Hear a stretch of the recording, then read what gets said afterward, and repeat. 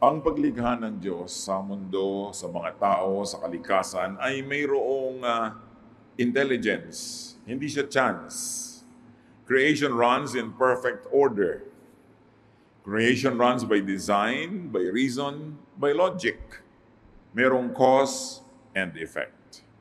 At yung mga nadidiscover ng science ay yung lamang mga causes and methods of God of how things happen. That's why science could be God's very powerful and effective prophet. So life is about rules. Life is about set standards that God had already put in place during creation. Lahat umaandar, may dahilan. Pag ginawa mo ito, may bunga, lahat-lahat. So life is also a matter of how-tos. Papaano nangyayari ang mga bagay? At ngayon sa ating pagbubulay-bulay, ang ating pagsisikapang unawain, how to be rich or poor. Kasi mayroong paraan para humirap at may paraan din para yumaman, material man, emosyonal, spiritual o intelektual. Salamat Diyos dahil maaari po kaming lumapit sa inyo at magpaturo. At yun ang ginagawa namin ngayon, Panginoon. Humihingi kami ng instruction, enlightenment, guide, so that we will be wiser, more knowledgeable, so that we could adjust to life better, and we could accomplish your divine purpose for our lives. Sa pagtitipo namin ito, Panginoon, at sa paghingi namin ng iyong pagpapala, pagpapaliwanag, pakalinisin niyo po kami, patawarin niyo po kami sa aming mga kasalanan. Mga paulit-ulit na kasalanan, mga kuminsan naman ay paminsan-minsan kasalanan, at merong mga makasalanang halos hindi nagagawa, pero nadadapa pa rin nagagawa. Lahat ng ito, Panginoon, nilalapit naming hugasan niyo po ng banal na dugo ng iyong anak na si Jesus. Tinatanggap namin ang may pagpapakumbaba ang mga pagkukulang namin at pagkakasala sa iyo, Panginoon. At ayon sa iyong pag-ibig, sa iyong pangako at sa iyong salita, patawarin niyo po kami. Linisin, bigyan ng kakayanan na maunawa ang iyong turo para ang buhay namin lalo umunlad at lalo naman kayong madakila sa mga detalye ng pamumuhay namin. So we ask you, Father, to be our teacher, our speaker. Kayo po ang siyang mangaral. Turuan niyo po kaming lahat. Gamitin niyo lang lingkod niyo na inyong kasangkapan. At nawa ang inyong magandang layunin para sa aming lahat matupad. Habang kami nagkakatipon-tipon sa iyong paanan, Panginoon, hinihiling din naming patuloy niyong basbasan, ingatan, iadya sa anumang gawa ng masama ang mga mahal namin sa buhay na hindi kasama ngayon. Samantala, turuan mo kami, Panginoon, na maging mapayapa, teach us to relax, teach us to focus on you alone so we can receive your blessings. In the name of Jesus, we commit to you everything. Amen. How to be rich or poor? We will be reading from the Contemporary English Version, Luke 19:11 to 27. For now, we will be reading 11 to 13. The crowd was still listening to Jesus as he was getting close to Jerusalem.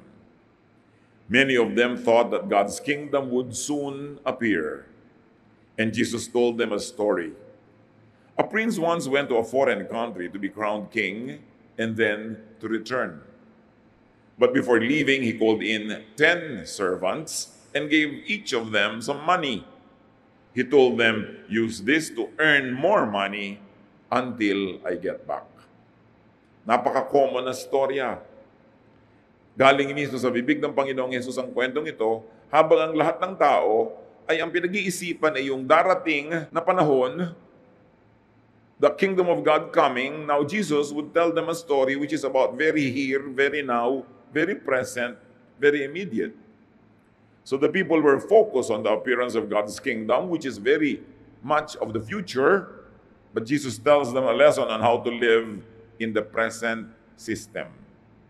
Yung malayong pananaw ng mga tao, ipinako ng Panginoon sa here and now, sa ngayong buhay na ito, at hindi yung buhay na darating pa. At ito'y tungkol sa isang prinsipeng magiging hari. Apparently, this is a vassal king or a prince which is a part of a bigger empire that reported to a higher authority somewhere else, but he was going to that authority to be crowned king. So, he lives as a prince and comes back as a king. Now, he called in 10 servants, a very perfect number as an example, suggesting 10 types of people. And there was money given to each one of them. Iba-ibang amount. At ang bilin, this money should make more money. So pinagbibigyan niya ng mga kani-kanyang mga puhunan at sabi, paramihin niyo ito, kailangan ang ibinibigay ko sa inyo, pagbalik ko, marami na. So money is supposed to make more money. Nagkaroon tayo ng isang basic rule of economics that money is supposed to make more money. It's not primarily for just spending or for saving, for keeping. It is for investment. It is for business. Luke 19:14. But the people of his country hated him, and they sent messengers to the foreign country to say, we don't want this man to be our king. Merong problema. As we have said, probably he was an appointed vassal king na nagre-report siya sa isang mas mataas pang hari, but the people did not want his kingship. It could be a symbol that they did not want his style, they did not want the way he ruled, his policies, his method, the way he conducted the affairs of the state. So they sent a delegation to the higher authority to express their dislike for this prince. Luke 19:15. After the prince had been made king, he returned and called in his servants. He asked them how much they had earned with the money they had been given. So in spite of the protestations of the people, this prince became king. Bumalik siya prinsipe, bumalik hari na, mas malaki ng otoridad, mas marami ng kapangyarihan, and there was accounting. Nagbilangan, there was auditing. Sabi niya, natatandaan nyo, binigyan ko kayong lahat ng pera. So ano na nangyari? Magkano ang kinita nyo sa ibinigay ko sa inyo? Luke 19:16-17. The first servant came and said, Sir, with the money you gave me, I have earned 10 times as much. That's fine, my good servant, the king said. Since you have shown that you can be trusted with a small amount, you will be given 10 cities to rule. So yung servant number 1 na binigyan ng 10, whatever the unit, no? He earned 10 times as much. Naparami niya times 10. Binigyan siya tuloy ng 10 cities to rule. He was made a princeling or a duke or something. So, there was a great journey from being servant to ruler. Umasenso siya. Nung umalis yung prince, servant siya. Nung bumalik, naging ruler siya of 10 cities. Alam niyo, sabi ng Proverbs 12:24 tungkol dyan, work hard and you will be a leader. Be lazy and you will end up a slave. So another rule, to be a real leader, you must work hard. Hindi nadadaan sa mana-mana lang yan, o intri-intriga, o paglalangis sa mga makapangyarihan. You have to work hard. Another rule of creation that is always there and will never be broken. Servant, 1 out of 10. Could he represent 10% of people? Does it say 10% of people will be rich and will become rulers? Which is almost like the percentage of people on the planet now. That 1 out of 10 will be a leader. 1 out of 10 will be fabulously wealthy. No? Is this a natural law, a natural tendency that the story is suggesting to us? The numbers are very interesting. Then Luke 19:18-19, the second one came and said, Sir, with the money you gave me, I have earned 5 times as much. The king said, you will be given 5 cities. So apparently, they were all given the same things, the same amounts. Man number 1 made 10 times more out of what was given. Man number 2 made 5 times more out of what was given. A poor one half, but nevertheless, a big amount. Naging times 5. So servant number 2 made 5 times more. He was given 5 cities to rule. Also, he was moved from servant to ruler. So another 1% out of the 10, could this mean 10% of people will be middle executives, mildly rich in life, far from being poor but not fabulously rich? Could this be representing a kind of a middle class? Is this a natural law, a natural tendency for people that has been true since time immemorial? Luke 19:20 to 21. Another servant came and said, "Sir, here is your money. I kept it safe in a handkerchief. You are a hard man, and I was afraid of you. You take what isn't yours, and you harvest crops you didn't plant." So servant number 3 represented everyone else. So could this represent servant number 3 up to 7, which means 80% of people? He was not enterprising. Yung dalawa na muhuna, nagnegosyo. Yung isa na times 10, yung isa na times 5. Ito siya, wala man lang ginawa. He was conservative. He plays it too safe. Sabi, mahigpit kayo, mabagsik kayo. Yan ang balita ko tungkol sa inyo. Baka magkamali pa ako, maparusahan niyo pa ako. So tinago ko na lang. Ito, kunin niyo na ulit, buong buo. Walang bawas. Walang kulang. And apparently, he does not know the prince. Dahil napakasama ng impression niya sa prince na ito. But you know who the prince represents in the story? No? God or God's representative. And he who does not know the prince will not receive favor from the king. This man was fearful. He was afraid. He was ruled by fear. And he was a complainer. Nakita niyo agad yung pagkakaiba ng karakter ng tatlo. Yung dalawang nauna, bagamat magkaiba ng talent at magkaiba ng naging bunga, pero they belonged together. They were made rulers. They made much of what was given them. Itong isa, which could be 1 to 8, number 3 to 8, kasi wala na ibang binanggit out of the 10 na binigyan nung umalis yung prince. So pare-pareho. Marahil itong number 3 at ang lahat na, ng natira pa hanggang ika-10, mareklamo, maraming fear, hindi siya kumilos, hindi siya nag-invest. Ano nangyari? Luke 19:22 to 23. "You worthless servant," the king told him, "you have condemned yourself by what you have just said. You knew that I am a hard man, taking what isn't mine and harvesting what I've not planted. Why didn't you put my money in the bank? On my return, I could have had the money together with interest." Ganun pala impression mo sa akin? Mahigpit? Malupit? Bakit yung perang iniwan ko sa iyo? Sana mo lang, nilagay mo na lang sa bangko para nagka-interest kahit konti. Hindi ibinalot mo lang dyan sa iyong panyo at tinago mo kung saan. Walang nangyari. At ang tawag kay servant number 3, worthless. There was no production, no growth, no profit. And he condemned himself by his own words. Sabi niya, mahigpit kayo eh. Hard man pala ako, ha? Sabi ng prince ng ngayon king na, "Pues, let your words be your judgment. I'll be hard on you." Kita nyo, hindi naman naging hard si Lord sa 10 lang, naging times 10. Pwede pa siguro maging times 1,000 yun eh. Pero dahil naparami niya, hindi naman siya reklamador, pinuri siya. Yung times 5 lang ang naging bunga, hindi naman pinagalitan. Sabi, but ito, times 10, ikaw 5 lang. Hindi. Hindi rin kasi reklamador. Sinikap niya ang magagawa niya, napremyuhan din siya.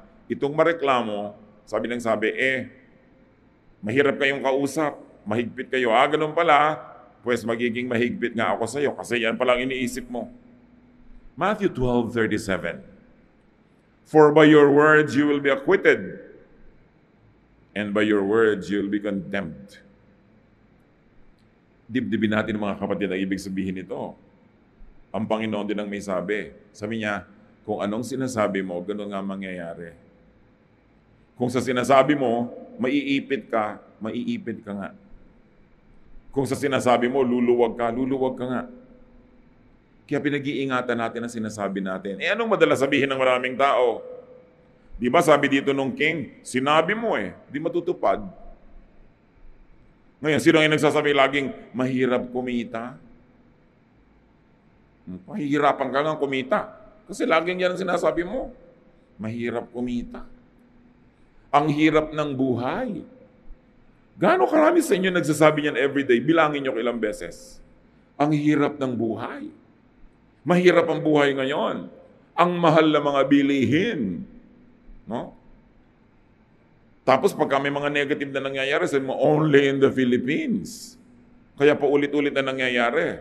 Napansin nyo, nung nagpalit tayo ng motto na, it's more fun in the Philippines, parang talagang nagkakaroon ng more fun. Bayad na lahat ng utang natin sa World Bank, nagpautang pa tayo ng $1 billion. Ngayon ang Pilipinas, mayroong $90 billion reserve at padami pa ng padami. We have become the investment darling of many investment houses around the world, and we were named as the fastest growing economy in Asia. Alam niyo ba yun? Sinabi lang natin, it's more fun in the Philippines. E pag sinabi mong madaling kumita ng pera, subukan nyo. Kasi sa kasasabi nyo bang mahirap kumita, lumuwag na buhay nyo. Sa karareklamo ba natin ang mahal ng bilihin, bumaba na nga o lumaki sweldo, we are condemned by the words we say. Lalo yung pesteng buhay to. Can you imagine, minura mo yung buhay mo? Diba? Ano mangyayari sa buhay mo? Yung asawa kong batugan, mga anak ko walang kwenta. Pag sabi ka ng sabi nun, sinabi na, by your words, you will be condemned. Eh kung ang basa ng langit dyan ay prayer, God answers prayer. Kaya iniingatan natin ang mga sinasabi natin. So say good things about the country. Say good things about your husband or your wife. Say good things about your children. Say good things about life. Because I'm sure that if you really look, you will not run out of good things to see. So tingnan natin kung ano yung mabuti, batiin kung ano yung maganda, purihin, kaibig-ibig, laging banggitin yung gusto nating mangyari sa buhay, hindi yung ayaw natin. Somehow there must be a change in the way energy flows into our lives. Balik tayo sa kwento. Luke 19:24-25. Then he said to some other servants standing there, take the money away from him and give it to the servant who earned 10 times as much. But they said, Sir, he already has 10 times as much. So yung binigyan ng puhunan A, naging times 10, yung puhunan B, naging times 5, itong puhunan C, 1 pa rin. Sabi niya sa mga katulong, kunin niyo itong 1 ito, ibigay niyo doon sa may 10. Sir, ang yaman-yaman na niya. At di ba yan ang reklamo ng maraming reklamado sa buhay? Ang yaman-yaman na may-ari ng company namin, bibili na naman ng kotse, siya na naman ang mayaman. Diba? Isipin niyo mga kapatid, kung itong mga reklamong ito lumalabas sa bibig niyo, so you will know which character to identify with. Kaya atin nyo na naman ibibigay yan. Ganyan. Yung tindahan niya, nagka-branch na naman, dami na siya ng dami. Reklamo tayo ng reklamo sa mga umaasenso, no? Sa mga dumadami ang kabuhayan. Nabili na niya lahat ang bukid sa bayan namin. Kanya na lahat. Diba? Mga reklamong ganyan. Ang yaman-yaman na niya. It's a common complaint. Pero remember, ang nag-utos na ibigay yon doon sa mayaman na, yung character representing God. So huwag kayong magreklamo. Kung may pinapayaman, huwag niyong labanan, huwag niyong reklamuhan, kasi obviously may ginagawa siyang tama. Hindi man siya perfect, may ginagawa siyang tama at pinagpapala siya. Ba't kayo lalaban sa isang taong pinagpapala? Ba't kayo sasalungat sa taong may momentum, umaasenso, paangat, tapos paisibid-isibid kayo, pareklamo kayo, lalo kayong lalayo sa grasya. Luke 19:26-27, the king replied, those who have something will be given more, but everything will be taken away from those who don't have anything. Now bring me the enemies who didn't want me to be their king, kill them while I watch. Alam mo na si Lord Jesus ang nagbigay ng kwento kasi masyadong controversial. Kung itong kwento lang to sana, sumasang-ayon sa karaniwang takbo ng mga paniniwala ng mga tao at mga values at pagpapahalaga, baka magduda ka pa na imbento yung kwento. But when it is so controversial, it could only be true. Sabi ni Lord, nagrereklamo kayo. na yung mayaman, yung marami binigyan pa. Ganyan talaga. Yung marami, yung nagpaparami, siya pa ang lalong bibigyan. Ngayon yung mga makatsyang, mareklamo dyan, walang-wala na nga kayo, aagawin pa yung konting nasa inyo. I'm not happy with you because you are not producing. A very, very revolutionary thought about God's economy. Those who make much will be given more. At di ba totoo, yung mayaman, payaman ng payaman? Totoo naman who will deny it? Ang mayaman ay lalong yumayaman. Dahil ang gusto ng Diyos, yung mayaman lalong payayamanin. Nakita na natin sa kwento. Hindi ko mamayaman, masama. Siyempre, yung mga hindi mayaman, gusto niyang palabasin masama yung mayaman para magmukhang, kaya naman ako mahirap kasi mabuti ako eh. Hindi naman ko mahirap, mabuti. Ang kabutihan, ang kasamaan, walang kinalaman sa economic status mo. It's a very personal thing. Kung hindi man tamang lahat ang ginagawa, ay may tama pa rin ginagawa. Kaya kinakalugdan ng Diyos. Because no sparrow, no little bird will fall on the ground without God's permission. Therefore, nobody can make wealth without God's permission. And nobody will be so poor without God's permission also.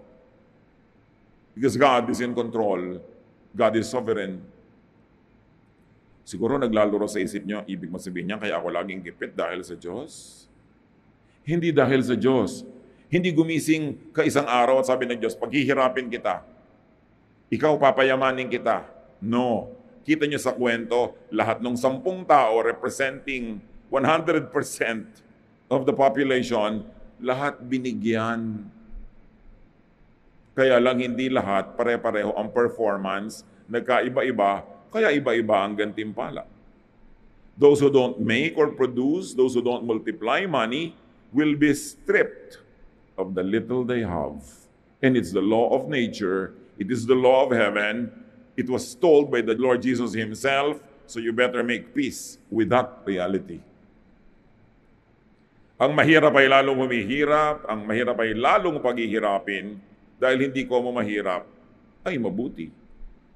Kung hindi man maling lahat ang ginagawa, ay mayroong maling ginagawa.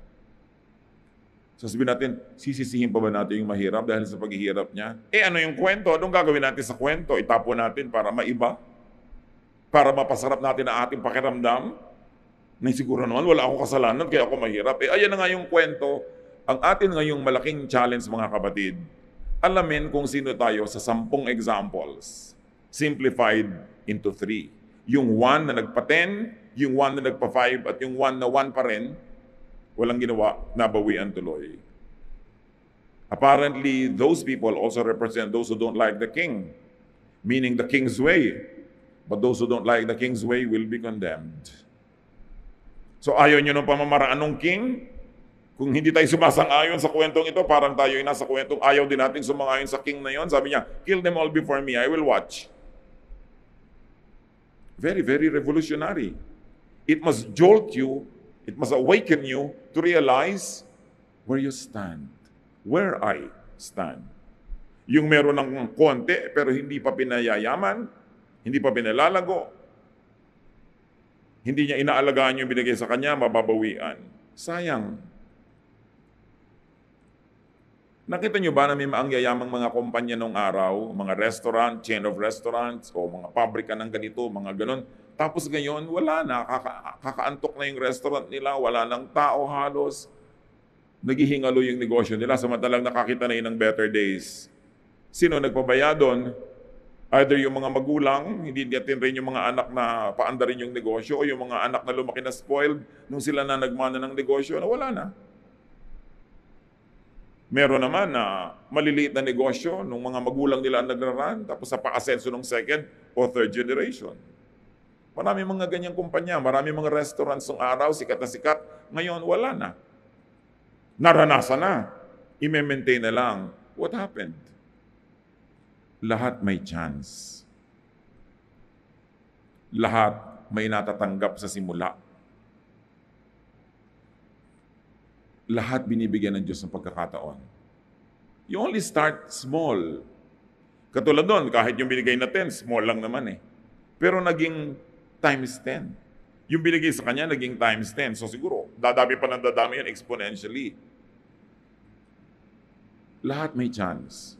Ang daming mga taong nagdarahop, sasabihin, nagdarahop ako, mapait ang buhay ko, mailap ang tadhana, malas ako. Pero pag tingnan namin yung history, ba't ka walang trabaho ngayon? Natanggal ako. Ba't ka natanggal? Absent ako ng absent.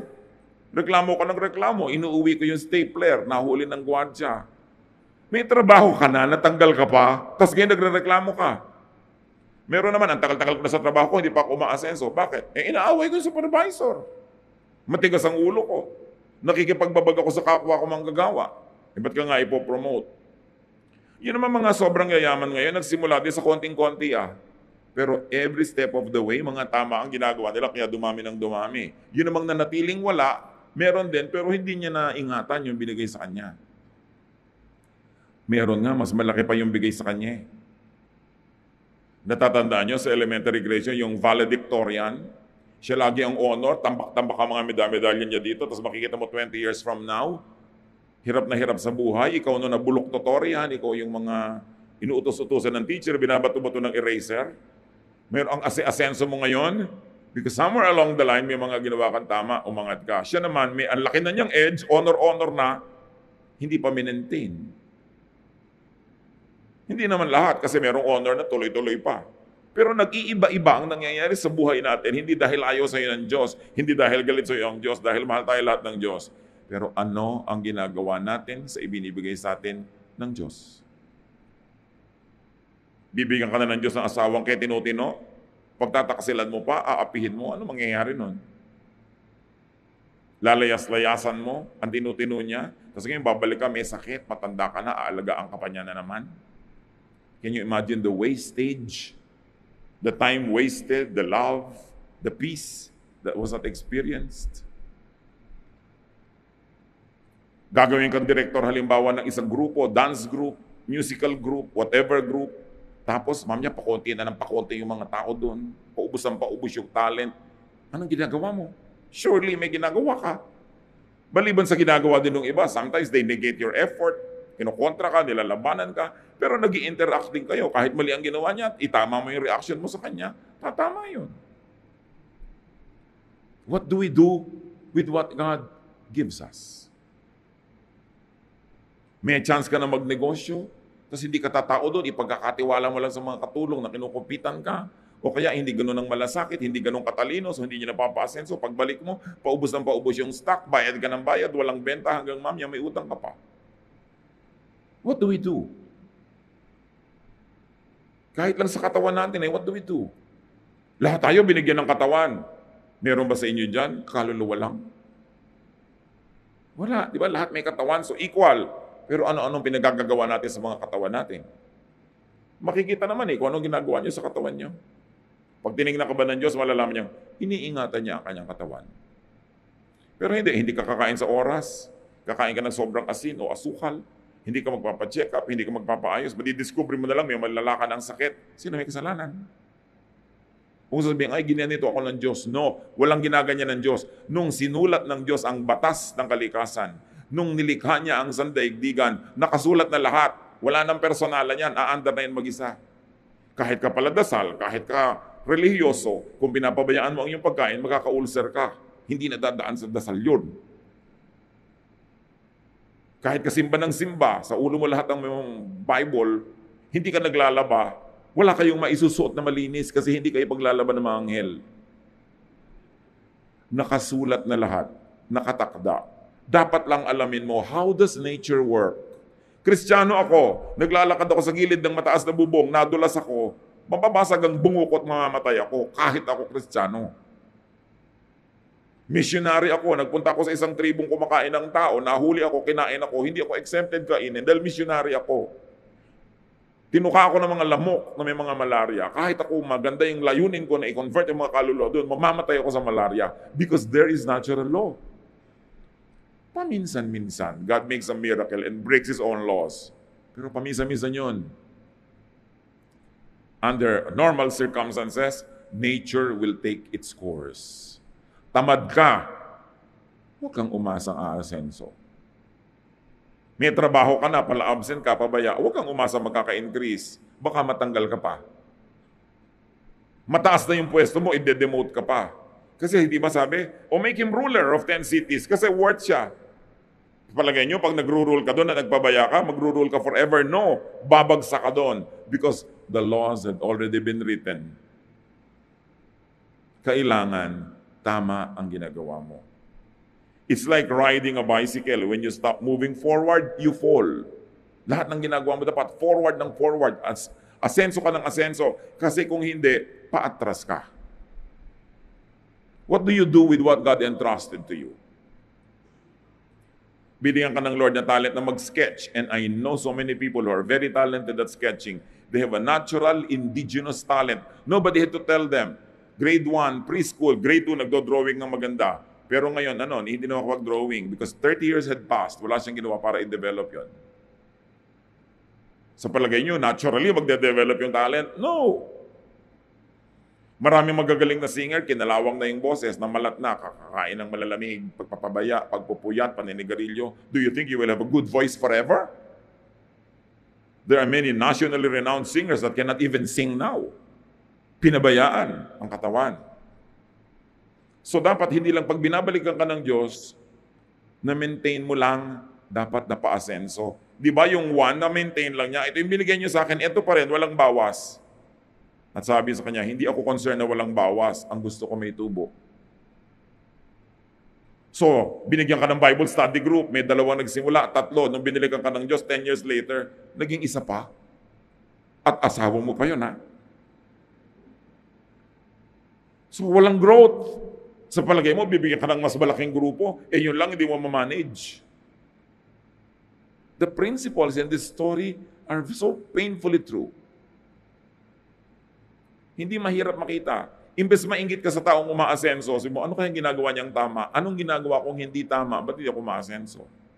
1, baka reklamo ka ng reklamo. Ayaw ng Diyos sa reklamador. Your own words will condemn you. 2, baka inggitera ka. Ayaw din nila na inggit ka na inggit sa nangyayari sa kapitbahay mo. Ba't di mo asikasuhin yung buhay mo? Ayusin ang sarili mo, ayusin ang negosyo mo. Kahit anong gawin ninyo, hindi maiiba ito. Nakatakda. That's why malinaw na ikinuwento ng Panginoon. Nakakaawa ba yung wala na, babawian pa? Naawa ba yung Diyos dito? Hindi. So huwag yung asahan, nakakaawaan ka dahil lang mahirap ka. Sabihin pa sa'yo, well, wala na ang awa-awa sa usapan. Ang point is, nagsikap ka ba? Ginawa mo ba ang dapat? Nagpakasipag ka ba? Nag-invest ka ba? Hindi awa ang pinag-uusapan. There is a natural law. Pag may itinanim ka, may aanihin ka. Nagtanim ka ba? Wala. Edi wala kang inaani. Huwag kang magpaawa-awa dyan. Walang mangyayari sa awa. Di ba sinasabi nga ng ating mga matatanda, nasa Diyos ang awa, pero nasa tao ang gawa. Kailangan may gawa ka. You've got to give something to God for Him to bless. Paparamihin mo ba yung 0? Binibigay mo sa Diyos 0 times 0, di 0 pa rin yun. O natapos ka ng kung anumang kurso, umaattend ka ba every year, every 6 months sa mga seminar para malaman mo yung latest knowledge in your own given field? O kinakalawang na yung mga alam mo? Dapat umaasenso. Katulad nung maraming mga barbers ngayon, yung mga barbero, di ba halos naubos na yung mga barbershop, konti na lang yung natira yung corporate. Yung maraming branches, yung standard. Kasi nga maraming mga barbero, yung nalaman nilang gupit nun, hindi na nag-improve. Kwento pa ng kwento, kumisang bakit-bakit na yung likod mo dahil kwentong barbero, hindi ba? Walang technology, walang product development, walang bagong pag-aaral. So iniiwan sila ng mga taong gustong stylish. Namamatay yung industriya na yon unless you reinvent yourself, learn something new, because binigyan ka ng talent, paramihin mo. Importante yun. Yung iba, sisisihin pa yung mga kliyente. Maarte kasi kayo ng mga nagpapagupit ayaw na sa barbero. Yung may kasalanan pa ngayon, yung client. Lahat may chance. May chance ka, kapatid. Marami sa inyo, alam ko, you made so well sa mga chances na binigay sa inyo, Lord. I wish I could say the same thing for everybody, and I wish I knew more, the details about each one's life. But what I know is this: what you plant, you harvest. That's a biblical rule. Lahat yan pwede mangyari. Apply the lessons. Physically, materially, sa pera. Pero hindi lang yun eh. Apply it spiritually also. Binigyan ka ni Lord ng isang verse, alam mo yun, what do you do with it? Dumadami ba yung alam mo? Dumadami yung application ng verse na yun? Binigyan ka ni Lord ng ministry, kung ano man yun. Dumadami ba yun? Nagmumultiply? Dumadami ba yung tao? Nai-intensify yung alam? We are moving from glory to glory. We are becoming more and more knowledgeable and godly. Dapat may growth. Tandaan nyo, pag walang growth, may retrogression. Pag hindi umaasenso, umaatras. Yun lang sa ministry. So dapat maingat. Masipag. Sipag yan eh. Hindi nakukuha sa galing. Maraming magaling pero hindi masipag, wala rin nangyayari. Pero kahit hindi ka magaling, pag masipag ka, siguradong may mangyayari. Eh kung magaling ka na, masipag ka pa. Yun ang times 10. Yung hindi masyadong magaling pero masipag, times 5. Pero yung kahit magaling ka pero wala kang sipag, wala, ibabalik mo, wala rin nangyari. Apply the basic lesson. Multiply what is given to you. Even emotionally. O binigyan ka ni Lord ng anak. Let's say isang anak. Naparami mo ba yung anak na yun in terms of, wow, times 10 yung love niya sa'yo. Kasi times 5 lang o 0 pala. Meron naman, nagkaanak na nga, pinalaki mo na, pinakain mo pa rin naman, pinag-aral, pero inis sa'yo, galit sa'yo, namumuhi sa'yo. Negative pa. Nagkaanak ka pa, hindi mo na pag-grow yung ministry na yon. Nagkaasawa ka, binigyan ka ni Lord ng partner, napaka-rare at napaka-beautiful gift from God, tapos nilayasan ka pa, hindi mo na alagaan. Liban na lang na siya mismo ang nag-uusang magtaksil at lumihis ng landas. Pero pag ibinigay sa'yo, alagaan mo, paramihin mo. Kung ang pag-ibig sa'yo nung pinakasalan mo from 1 to 10 ay 8 lang, dapat after a while, naging 8.5, then naging 9. Dumadami. Kesa 2 na lang po. Kawawa naman kayo, 2 lang, nagsasama pa kayo. Samantalang pwede mong paramihin. So what do you do with what God gives you? I'd like you to concentrate now, brothers and sisters, and say, what are the nicest things that God gave you? Would you bow before the Lord and count at least 5 great things God gave you? Be it talent, be it treasure, be it people. What is it? And ask yourself, what have I been doing with it? Anong ginagawa ko sa pag-ibig sa akin ng asawa ko? Pinaparami ko ba? Times 10, times 5, o 0? O ngayon, galit pa sa akin? O binigyan ako ng ministry, napalago ko ba, napatalino ko ba yung mga nandun, napagaling ko ba yung skill nila, naparami ko ba yung members niyan, naparami ko ba yung ministry at paglilingkod nila, o paubos ng paubos. Surely, pag nangyayari yun, merong something wrong. Kailangan pa bang ipamukha ng kapwa? Kailangan pa bang ipamukha ng pulpit kung ano yung wrong? Alam naman natin kung anong wrong. At lalong-lalo sa ministry, kung hindi yun nag-grow, may something wrong. Dapat mag-soul search. Tatanggalin natin yung pagkabulag natin tungkol sa ating sarili at yung paniniwala natin sa mga illusions natin about ourselves. Because kung tama lahat, dapat mabunga. So something's wrong pag hindi mabunga. Kahit sa pag-aaral, binibigyan ka ng Panginoon ng pangmatrikula, nakakapag-aaral ka, anong ginagawa mo? Dumadami ba yung alam mo? O pumapasa ka lang na pasangawa? Kasi wala ring alam. So pag wala kang alam, gumraduate ka man, pag nagpumasok ka sa trabaho, do you think you will be a ruler of 10 cities? No. Ang trabaho mo, tagabilang ka ng ilang poste sa kalsada, lakad ka ng lakad, bilangin mo mga poste dito. Kasi yun lang alam mong gawin. Ang tao hindi lang dapat gumraduate sa school, dapat natututo. Kaya yung natututo na hindi gumraduate, mas maganda pa yung kinabukasan kasi gumraduate na wala naman natutunan eh. Eh kung gumraduate ka na, natuto ka pa. Can you imagine? Tayo ang nagwawaldas ng buhay natin. Tayo rin ang nagyayaman nito, nagpaparami, nagpapaunlad. Kanya-kanyang report sa Diyos, pero lahat binigyan. At lahat patuloy na binibigyan ng second chances. Ang Diyos naman, hindi ka ba sa i-judge kung bigla ka nagkulang? tanggapin mo lang pagkukulang mo, pagkakamali mo, bibigyan ka na naman niya ng another chance because God is good at giving second, third, fourth chances. Pero kahit bigay ng bigay sa'yo ang Diyos, lumalakad ang panahon. Seventh chance na pala, pero grade 1 ka pa rin. Next year, 8th chance na, grade 1 ka pa rin. Sa palagay mo, sinong lugi? Diyos o ikaw? Ama namin, ituro niyo po sa amin kung bakit kami maunlad o hindi maunlad. Bakit kami maasenso o hindi maasenso? Bakit ang may asenso ng iba sa amin 10, yung iba 5, yung iba 0? Ipakita nyo sa amin, Lord, kung sa mga ginagawa namin, marami naman sa amin masipag, pero ba't hindi umaasenso? Anong dapat na gawing tama? O mas tama pa? At sa mga umaasenso, mabunga, kung hindi kami conscious, Lord, kung ano yung dahilan, ipakita mo sa amin para lalo namin pagbutihin at lalo kaming tumanaw sa inyo ng utang na loob. Turuan nyo kami na manatiling mapagpakumbaba kung pinagpapala nyo aming buhay.